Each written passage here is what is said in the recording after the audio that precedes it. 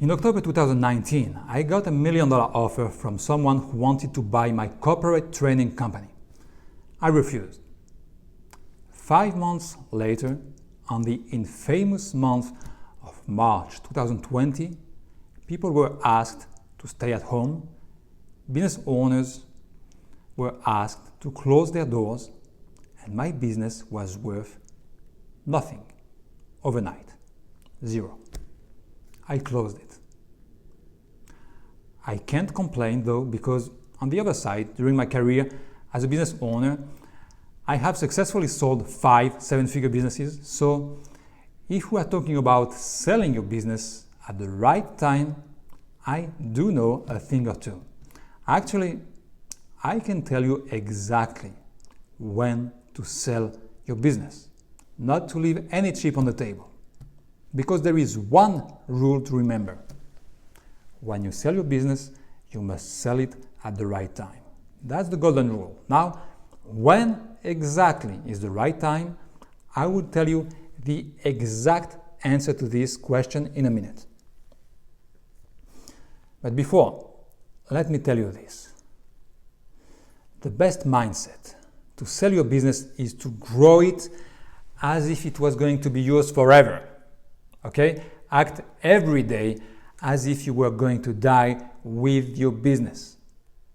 That's how you and your business thrive.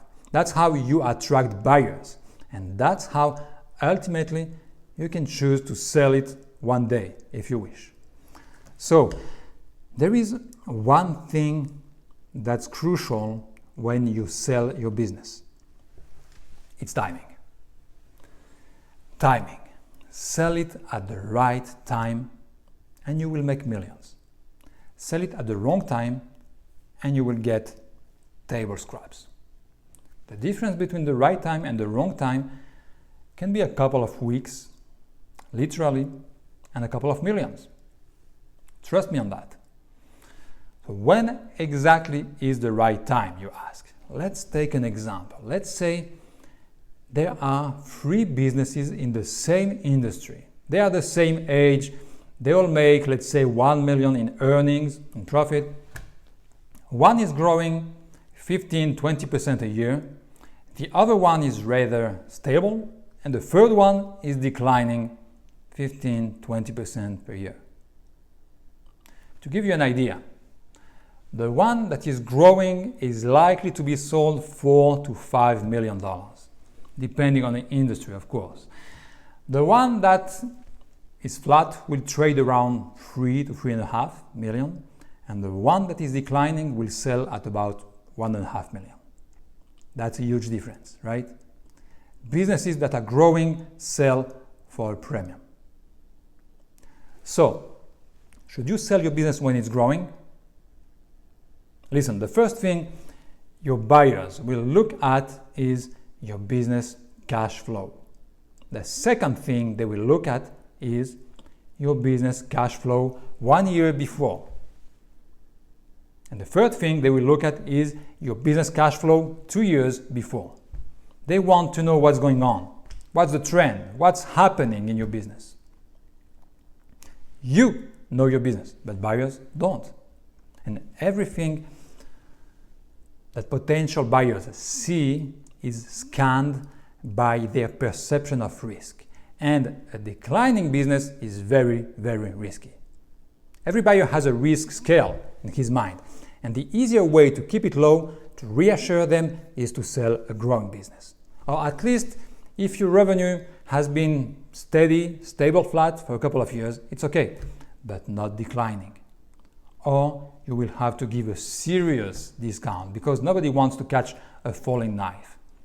Better put your business on the market too early than too late. All right? Is this making sense? But not so fast. Because now you may ask, wait, David, if my business is growing, I want to keep it, to be the one who reaps the rewards. I will sell it later. Of course, I get it. Because if you sell it too soon, it's good.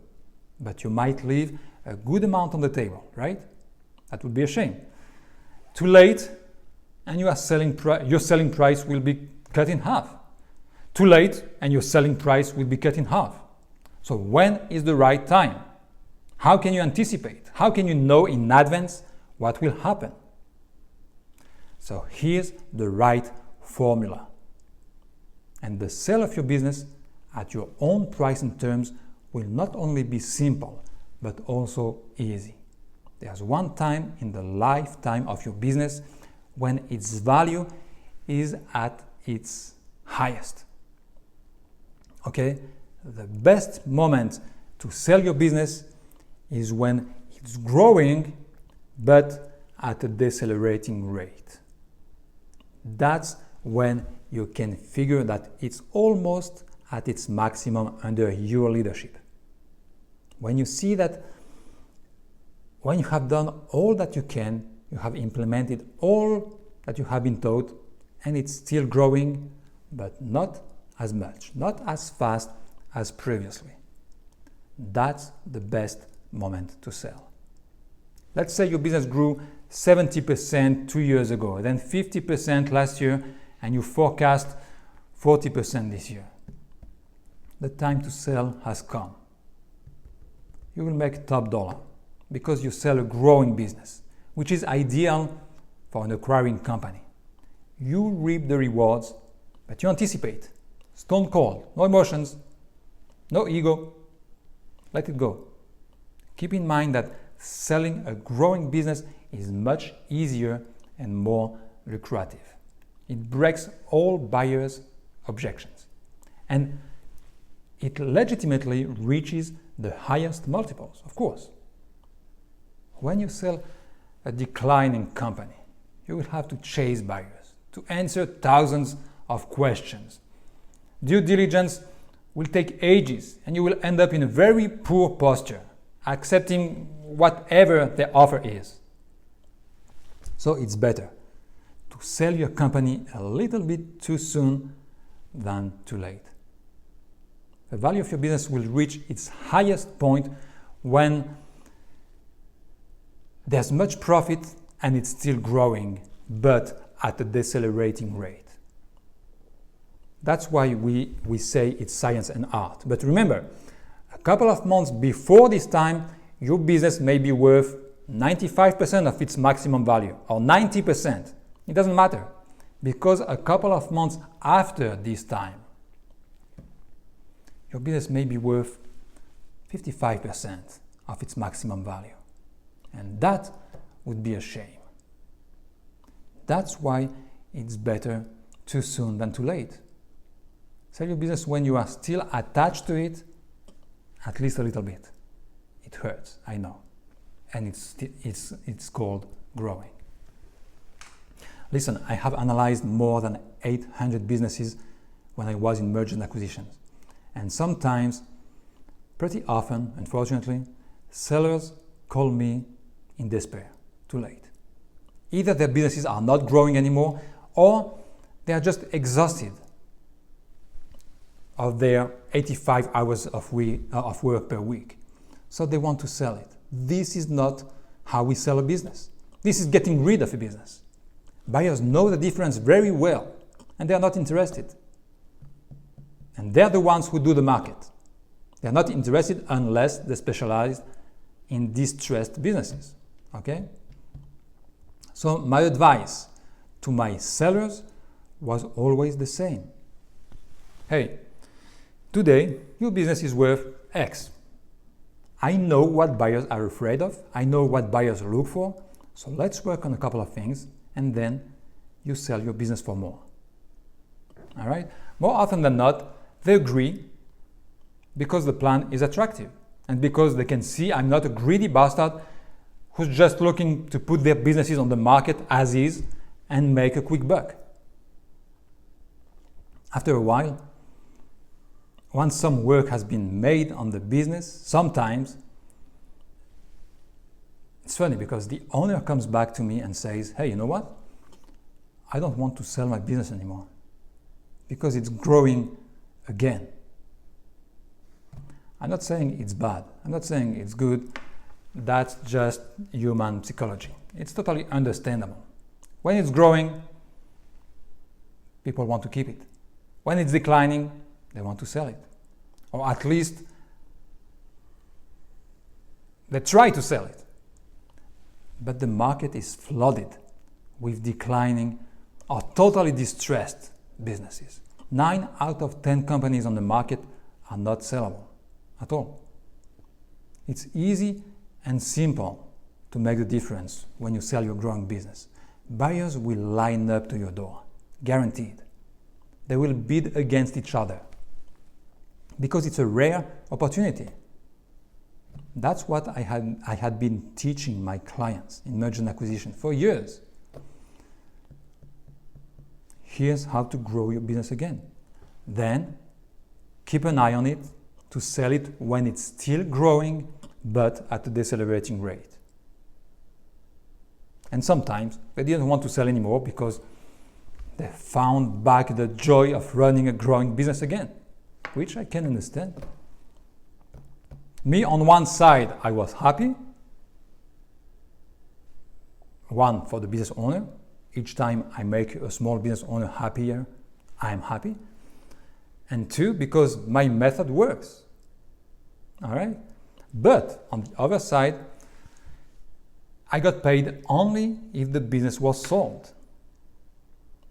So when I was in mergers and acquisitions, sometimes I found myself working for free pretty often.